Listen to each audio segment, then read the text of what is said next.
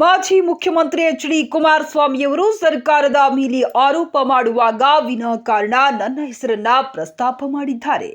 ಇದು ಮಾಜಿ ಮುಖ್ಯಮಂತ್ರಿ ಕುಮಾರಸ್ವಾಮಿ ಅವರಿಗೆ ಶೋಭೆ ತರುವುದಿಲ್ಲ ಎಂದು ತುಮಕೂರು ಜಿಲ್ಲಾ ಗುತ್ತಿಗೆದಾರರ ಅಧ್ಯಕ್ಷ ಇಡಿ ಬಲರಾಮಯ್ಯ ತಿಳಿಸಿದರು. ಅವರು ಪತ್ರಿಕಾಗೋಷ್ಠಿಯನ್ನ ಉದ್ದೇಶಿಸಿ ಮಾತನಾಡಿ, ನಾನು ಈಗಿನ ಸರ್ಕಾರದ ವಿರುದ್ಧ ಎಲ್ಲಿಯೂ 60% ಸರ್ಕಾರ ಎಂದು ಹೇಳಿಲ್ಲ. ಭ್ರಷ್ಟಾಚಾರ ಅಥವಾ ಪರ್ಸೆಂಟೇಜ್ ಎನ್ನುವ ವಿಷಯವನ್ನ ಆರೋಪವನ್ನ ಎಲ್ಲಿಯೂ ಮಾಡಿಲ್ಲ. ಈ ಹಿಂದೆ ತುಮಕೂರು ಜಿಲ್ಲೆ ಚಿಕ್ಕನಾಯಕನಹಳ್ಳಿ ತಾಲೂಕಿನಲ್ಲಿ ಜಲಜೀವನ್ ಮಿಷನ್ ಕಾಮಗಾರಿ ಸಂಬಂಧ ಗುತ್ತಿಗೆದಾರರಿಂದ ಹಣ ಪಡೆದಿರುವುದು ಎಂದು ಹೇಳಿದ್ದೆ. ಇದನ್ನು ತಿರುಚಿ ನಾನು ಜಿಲ್ಲೆ ಗುತ್ತಿಗೆದಾರರ ಸಂಘದ ಅಧ್ಯಕ್ಷನಾಗಿ ಸರ್ಕಾರದ ಮೇಲೆ 60% ಕಮಿಷನ್ ಎಂದು ಹೇಳಿದ್ದೇನೆ ಎಂದು ಆರೋಪಿಸಿದ್ದಾರೆ. ಇಂಜಿನಿಯರ್ಗಳ ವಿರುದ್ಧ ಹೇಳಿಕೆ ನೀಡುವ ಸಲುವಾಗಿ ಸಂಘದ ಕಚೇರಿಯಲ್ಲಿ ನಿರ್ದಿಷ್ಟವಾಗಿ ಚಿಕ್ಕನಾಯಕನಹಳ್ಳಿಯ ಪ್ರಕರಣವನ್ನ ಖಂಡಿಸಿರುತ್ತೇನೆ. ಆಗ ಸರ್ಕಾರವು ಇಂತಹ ಭ್ರಷ್ಟ ಅಧಿಕಾರಿಗಳ ವಿರುದ್ಧ ಕ್ರಮ ಕೈಗೊಳ್ಳಬೇಕೆಂದು ಒತ್ತಾಯಿಸಿರುತ್ತೇನೆ. ನಾನು ಎಲ್ಲಿಯೂ ಇದುವರೆಗೂ ಈಗಿನ ರಾಜ್ಯ ಸರ್ಕಾರದ ಬಗ್ಗೆ ಈ ರೀತಿ ಮಾತಾಡಿಲ್ಲ. ಇಲಾಖೆ ಬಗ್ಗೆ ಆಗಲಿ ಭ್ರಷ್ಟಾಚಾರ ಮತ್ತು ಪರ್ಸೆಂಟೇಜ್ ಬಗ್ಗೆ ಹೇಳಿಕೆ ಮತ್ತು ಆರೋಪವನ್ನು ಮಾಡಿಲ್ಲ ಎಂದು ಸ್ಪಷ್ಟಪಡಿಸಿದರು. ಇತ್ತೀಚೆಗೆ ಮಾಜಿ ಮುಖ್ಯಮಂತ್ರಿಗಳು ಆದ ಕೇಂದ್ರ ಸಚಿವ ಎಚ್.ಡಿ. ಕುಮಾರಸ್ವಾಮಿ ಅವರು ರಾಜ್ಯ ಸರ್ಕಾರದ ವಿರುದ್ಧ 60% ಲಂಚ ಆರೋಪ ಕೇಳಿಬರುತ್ತಿರುವುದಾಗಿ ಆರೋಪಿಸಿದ್ದು, ಸಿಎಂ ಸಿದ್ದರಾಮಯ್ಯನವರು ಸೂಕ್ತ ಸಾಕ್ಷ್ಯಾಧಾರ ಕೊಟ್ಟು ಆರೋಪಿಸುವಂತೆ ತಿಳಿಸಿದ್ದು, ಈ ವಿಚಾರವಾಗಿ ಕುಮಾರಸ್ವಾಮಿಯವರು ಜನವರಿ 6ರಂದು ಟ್ವಿಟರ್ ಮೂಲಕ ಸಾಮಾಜಿಕ ಜಾಲತಾಣದಲ್ಲಿ ತುಮಕೂರು ಜಿಲ್ಲೆಯ ಗುತ್ತಿಗೆದಾರರ ಸಂಘದ ಅಧ್ಯಕ್ಷ ಎಂದು ನನ್ನ ಹೆಸರು ಪ್ರಸ್ತಾಪಿಸಿ ಅವರ ಆರೋಪವನ್ನ ಸಾಬೀತು ಮಾಡಿಕೊಳ್ಳಲು ಹೋಗಿರುತ್ತಾರೆ. ಆದರೆ ಇದನ್ನು ನಾವು ಖಂಡಿಸುತ್ತೇವೆ. ಈ ಕೂಡಲೇ ಕೇಂದ್ರ ಸಚಿವ ಎಚ್.ಡಿ. ಕುಮಾರಸ್ವಾಮಿ ಅವರ ಆರೋಪ ಹಿಂಪಡೆಯಬೇಕೆಂದು ಹೇಳಿದರು. ಯಾಕೆಂದ್ರೆ ಒಬ್ಬ ಹಿಂದುಳಿದ ಗುತ್ತಿಗೆದಾರ ಆಗಿದ್ದಾರೆ, ಇಲ್ಲಿ ಅವನ್ನ ಯಾಕೆ ಟಾರ್ಗೆಟ್ ಮಾಡಬಾರ್ದು ಅಂತ. ಹೌದು, ರಿಲೀಸ್ ಮಾಡ್ತಾ ಇದ್ದಾರೆ. ಬಟ್ ಏನಾಗಿದೆ, ಸುಮಾರು ನೋಡಿ, ಹಳೇದೇ ಈಗ SHDPಯಲ್ಲಿ ಹೇಳ್ತಾ ಇದ್ದೀನಿ, ಈಗ 1800 ಕೋಟಿ ಬಾಕಿ ಇದೆ ಈಗ ಅವ್ರ ಸರ್ಕಾರದಲ್ಲಿ ಮಾಡೋದು. ಒಟ್ಟು 32,000 ಕೋಟಿ ಸ್ಟಿಲ್ ಟುಡೇ ಬಾಕಿ ಇದೆ. ಮೊನ್ನೆ ನಮ್ಮ ಅಧ್ಯಕ್ಷರು ಕೂಡ ಹೇಳಿದ್ದಾರೆ, ಮೊನ್ನೆ ಈ ಸಂಯುಕ್ತ ಕರ್ನಾಟಕದಲ್ಲಿ ಭಾಳ ಚೆನ್ನಾಗಿ ಬರೆದಿದ್ರು. ಯಾಕೆಂದರೆ ಅವರೇನು ಇಂಟರ್ವ್ಯೂ ಮಾಡಿದ್ದಾರೆ, ಅದರಲ್ಲಿ ಭಾಳ ಚೆನ್ನಾಗಿ ಬರೆದು ಸಂಯುಕ್ತ ಕರ್ನಾಟಕದಲ್ಲಿ ಅವರು ಎಷ್ಟು ಬಾಕಿ ಇದೆ ಏನಿದೆ ಅಂತ ಹೇಳಿ ಹೇಳಿದ್ದಾರೆ. ಅದನ್ನು ಮುಚ್ಕೊಳ್ಳೋಕ್ಕೋಸ್ಕರ ಕುಮಾರಸ್ವಾಮಿಯವರು ಆ ಸರ್ಕಾರದಲ್ಲಿ ಮಾಡಿರ್ತಕ್ಕಂಥ ಏನು ಅನುಮೋದನೆ ಕೊಟ್ಟೋಗಿದ್ರು, ಆ ಹಣ ಬಿಡುಗಡೆ ಮಾಡೋಕ್ಕಾಗ್ದೇ ಹಣ ಬಿಡುಗಡೆ ಮಾಡದೇ ಹೋಗಿ ಈಗ ನಮ್ಮ ಮೇಲೆ ಗೋಗಿ ಕೊಡಿಸ್ತಾ ಇದ್ದಾರೆ.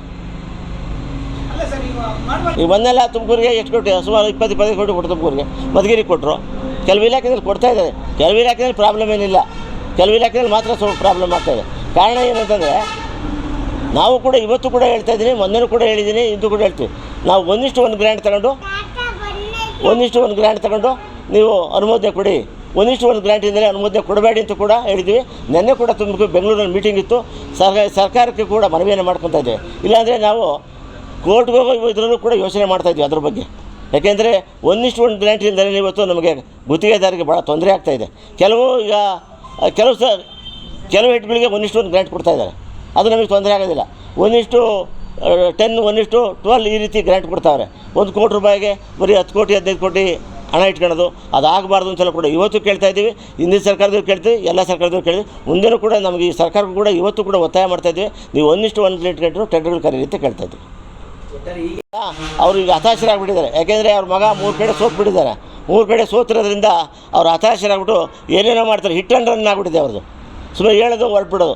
ಹಿಂದೆ ಒಂದು ಪೆನ್ ಡ್ರೈವ್ ಇದೆ ಅಂತ ಈ ಸರ್ಕಾರದ ಮೇಲೆ ಗೋವೆ ಕೊಡಿಸ್ತಾರೆ. ಆ ಥರ ಪೆನ್ ಡ್ರೈವ್ ಇದೆ, ಯಾವ ಪೆನ್ ಡ್ರೈವ್ ತೋರಿಸಲಿಲ್ಲ ಅವರು. ಪೆನ್ ಡ್ರೈವ್ ತೋರಿಸಲೇ ಸುಮ್ಮನೆ ಹೇಳ್ತಾರೆ. ಯಾವುದು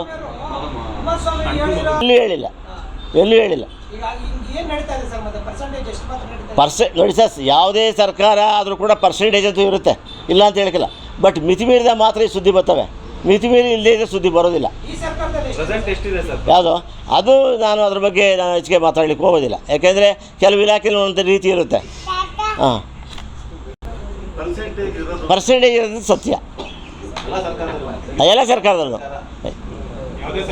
ಯಾವುದೇ ಸರ್ಕಾರ ಇರ್ಬೋದು. ಹಾಂ, ನಾವೇನು ಯಾಕೆ ಮಾಡಿದೆ ಇವತ್ತು ಅಂದರೆ, ಚಿಕ್ಕನಾಯಕನಹಳ್ಳಿ 3 ಜನ ಇಂಜಿನಿಯರ್ಸ್ನ ಸಸ್ಪೆಂಡ್ ಮಾಡಿರಲ್ಲ, ಅಂದರೆ ಭ್ರಷ್ಟಾಚಾರ ನಿಂತಿಲ್ಲ, ಆಗ್ತಾಯಿದೆ ಅಂತಕ್ಕಂಥದ್ದು. ಮತ್ತು ಸರ್ಕಾರ ಕೂಡ ನಾವು ಒಂದು ಮನವಿಯನ್ನು ಮಾಡ್ಕೊಂಡ್ವಿ, ಭ್ರಷ್ಟಾಚಾರವನ್ನು ಆದಷ್ಟು ಕಡಿವಾಣ ಹಾಕಿ ಅಂತಕ್ಕಂಥದ್ದು ನಮ್ಮ ವಾದ ಇತ್ತು. ಎಲ್ಲೂ ಕೂಡ ನಾವು ಪರ್ಸೆಂಟೇಜ್ ಬಗ್ಗೆ ಮಾತಾಡಿಲ್ಲ. ಸ್ನೇಹಿತರೆ, ತಮಗೆಲ್ಲರಿಗೂ ಕೂಡ ಸ್ವಾಗತವನ್ನು ಕೋರ್ತಾ ಒಂದು ವಿಚಾರವನ್ನು ಮಾತಾಡಲಿಕ್ಕೆ ಇವತ್ತು ಸುದ್ದಿಗೋಷ್ಠಿಯನ್ನು ಕರೆದಿದ್ದೇನೆ. ವಿಚಾರ ಏನಪ್ಪ ಅಂದರೆ, ಕುಮಾರಸ್ವಾಮಿಯವರು ರಾಷ್ಟ್ರದ ನಾಯಕರು ನಮ್ಮ ಹೆಸರನ್ನು ತಗೊಂಡು ಅಲ್ಲಿ ಪ್ರಚಾರ ಗಿಟ್ಟಿಸಲಿಕ್ಕೆ ಹೊರಟಿದ್ದಾರೆ. ಅದು ಖಂಡನೀಯ. ಏಕೆಂತಂದರೆ ನಾವು ಮಾತಾಡಿದ್ದೆಲ್ಲೂ ಕೂಡ 60% ಬಗ್ಗೆ ಆಗಲಿ 40% ಬಗ್ಗೆ ಆಗಲಿ ನಾವು ಮಾತಾಡಿರಲಿಲ್ಲ. ಅದನ್ನು ಅವರು ಬಿಂಬಿಸ್ತಾ ಇದ್ದಾರೆ. ಅದು ಸುಳ್ಳು. ಒಬ್ಬ ರಾಷ್ಟ್ರದ ನಾಯಕರು ಆ ರೀತಿ ಮಾತಾಡೋದು ಸರಿ ಇಲ್ಲ ಅಂತ ನಮ್ಮ ಭಾವನೆ. ಅವರೇನಾಗಿದೆ, ಈಗ ಅವರು ಚುನಾವಣೆಯಲ್ಲಿ ಸೋತ ಮೇಲೆ ಹತಾಶರಾಗಿ ಇಲ್ಲದ ಸರದ ಆರೋಪವನ್ನು ಸರ್ಕಾರದ ಬಗ್ಗೆ ಮಾತಾಡಲಿಕ್ಕೆ ಹೊರಟಿದ್ದಾರೆ. ನಾನೆಂದೂ ಕೂಡ ಗುತ್ತಿಗೆದಾರ ಸಂಘದ ಅಧ್ಯಕ್ಷನಾಗಿ ಎಂದೂ ಕೂಡ ನಮ್ಮ ಸರ್ಕಾರದ ಬಗ್ಗೆ ನಾನು ಮಾತಾಡೋದೂ ಇಲ್ಲ. ಯಾಕೆಂತಂದರೆ ನಮಗೆ ಗೊತ್ತು ಬೇರೆ ಸರ್ಕಾರ ಏನು ಮಾಡಿದ್ದು, ನಮ್ಮ ಸರ್ಕಾರ ಏನು ಮಾಡ್ತಾಯಿದೆ ಅಂತಕ್ಕಂಥದ್ದು ನಮಗೆ ಗೊತ್ತಿದೆ.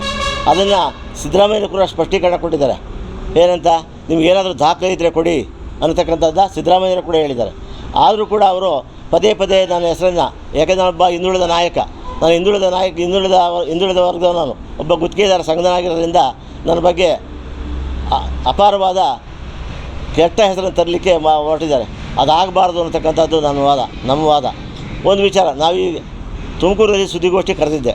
ಆ ಸುದ್ದಿಗೋಷ್ಠಿಯಲ್ಲಿ ನಮಗೆ ಸಬ್ಜೆಕ್ಟ್ ಏನಪ್ಪ ಅಂತಂದರೆ, ಏನು ಚಿಕ್ಕನಾಯಕನಹಳ್ಳಿಯಲ್ಲಿ ನಡೀತು, ಏನು ಲೋಕಾಯುಕ್ತರು ರೈಡ್ ಮಾಡಿ 3 ಜನ ಇಂಜಿನಿಯರ್ಸ್ನ ಸಸ್ಪೆಂಡ್ ಮಾಡಿ ಜೈಲಿಗೆ ಕಳಿಸಿರೋ ಅದ್ರ ಬಗ್ಗೆ ಮಾತಾಡಲಿಕ್ಕೆ ಅವತ್ತು ಕರೆದ್ಬಿಟ್ಟು ಭ್ರಷ್ಟಾಚಾರ ಕಡಿಮೆ ಮಾಡಬೇಕು ಅಧಿಕಾರಿಗಳು ಅನ್ನತಕ್ಕಂಥದ್ದು ಮಾತನ್ನು ಹೇಳಕ್ಕೆ ಹೋದೆ.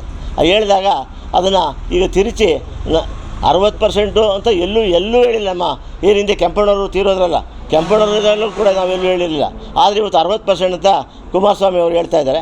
ಅದು ನಮಗೆ ಭಾಳ ನೋವನ್ನು ತಂದಿದೆ. ಅದಾಗಬಾರ್ದು ಅಂತಕ್ಕಂಥದ್ದು ನಮ್ಮ ವಿಚಾರ. ಒಂದು, ಅವರೇನಾಗಿದೆ, ಈಗ ಅವರೊಬ್ಬ ರಾಷ್ಟ್ರದ ನಾಯಕರು ಇದನ್ನು ಡೆಲ್ಲಿನಲ್ಲಿ ವಿಚಾರ ಮಾಡಲಿಕ್ಕೆ ಹೊರಟಿದ್ದಾರೆ. ಅಂದರೆ ಕಾಂಗ್ರೆಸ್ ಸರ್ಕಾರದ ಬಗ್ಗೆ ಕೆಟ್ಟ ಹೆಸರನ್ನು ತರಲಿಕ್ಕೆ ಅವರು ಹೊರಟಿದ್ದಾರೆ ಅಂತಕ್ಕಂಥದ್ದು ನಮ್ಮ ಇದು. ಅದಾಗಬಾರ್ದು ಅಂತಕ್ಕಂಥದ್ದು ಒಂದು. ಎರಡನೇದು, ಈ ಕಳೆದ ಸಾರಿ ಈಗಾಗಲೇ ಅನೇಕ ಸಾರಿ ಸಿದ್ದರಾಮಯ್ಯರು ಕೂಡ ಹೇಳಿದ್ದಾರೆ, ಮತ್ತು ನಮ್ಮ ಜಾರಕಿಹೊಳಿಯವರು ಕೂಡ ಹೇಳಿದ್ದಾರೆ, ಮತ್ತು ನಮ್ಮ ಪರಮೇಶ್ವರ್ ಸಾಹೇಬರು ಕೂಡ ಹೇಳಿದ್ದಾರೆ. ಏನಂತ, ಹಿಂದೆ ಏನು BJP ಸರ್ಕಾರದಲ್ಲಿ ಕೋಟ್ಯಾಂತರ ರೂಪಾಯಿ ಕೆಲಸ ಕಾಮಗಾರಿಗಳನ್ನ ಅನುಮೋದನೆ ಕೊಟ್ಬಿಟ್ಟು ಹೋಗ್ಬಿಟ್ರು. ಈಗ ಹಣ ಬಿಡುಗಡೆ ಮಾಡಲಿಕ್ಕೆ ಅದು ಕಷ್ಟವಾಗಿದೆ. ಅದನ್ನು ಆ ಒಂದು ಸೇಡನ್ನು ತೀರಿಸ್ಕೊಂಡು ಹಿಂದೆ ಬಾಕಿ ಇಷ್ಟಿದೆ ಬಾಕಿ ಇರೋದು ಸತ್ಯ. 32,000 ಕೋಟಿ ಮೇಲೆ ಬಾಕಿ ಇದೆ. ಮೊನ್ನೆ ನಮ್ಮ ಈಗಿನ ಹಾಲಿ ಅಧ್ಯಕ್ಷರು ಕೂಡ ಅದರ ಬಗ್ಗೆ ಮಾತಾಡಿದ್ದಾರೆ. ಈಗ ನಮಗೆ ಬೇಕಾಗಿರತಕ್ಕಂಥದ್ದು, ನಮಗೆ ಹಣ ಬಿಡುಗಡೆ ಆಗಬೇಕು. ಹಣ ಬಿಡುಗಡೆ BJP ಸರ್ಕಾರದಲ್ಲಿ ಮಾಡಿರೋವಂಥ ಒಂದು ಏನು ಅನುಮೋದನೆ ಕೊಟ್ಟೋಗಿದ್ರು, ಇನ್ನೂ ಕೂಡ ಪೇಮೆಂಟ್ ಮಾಡೋಕ್ಕಾಗ್ತಾಯಿಲ್ಲ. ಅಂದರೆ ಅನುಮೋದನೆ ಅಷ್ಟೊಂದು ಕೊಟ್ಟೋಗ್ಬಿಟ್ಟಿದ್ದಾರೆ. ಈಗ ಕೇಳಿದರೆ ನೀವು ಹಣ ಬಿಡುಗಡೆ ಮಾಡ್ತಾಯಿಲ್ಲ ಅಂತೇಳಿ ನಮ್ಮ ಸರ್ಕಾರದ ಮೇಲೆ ಗೂಬೆಯನ್ನು ಕುಣಿಸಕೊಟ್ಟವ್ರೆ.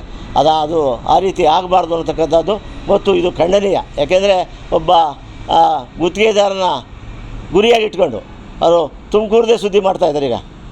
ಈಗ ಮೊನ್ನೆ 2-3 ದಿವಸದಿಂದ ನೋಡ್ತಾ ಇದ್ದೀನಿ TV-ನಲ್ಲಿ, ಬರೀ ತುಮಕೂರು ಸುದ್ದಿ ಇಟ್ಕೊಂಡು ಅವ್ರಿಗೆ ಬೇರೆ ಸುದ್ದಿ ಇಲ್ವಲ್ಲ. ಯಾಕೆಂದರೆ ಅವರವೇ ಸಾಕಷ್ಟು ಹಗರಣಗಳಿವೆ. ಆ ಹಗರಣ ಮುಚ್ಚಾಕೋದಕ್ಕೋಸ್ಕರ ನಮ್ಮ ಮೇಲೆ ಸುದ್ದಿ ಮಾಡಿ ಹೊರಟಿದ್ದಾರೆ. ಅದು ಖಂಡನೀಯ ಅನ್ನತಕ್ಕಂಥದ್ದು ನನ್ನ ಒಂದು ಹೇಳಿಕೆ.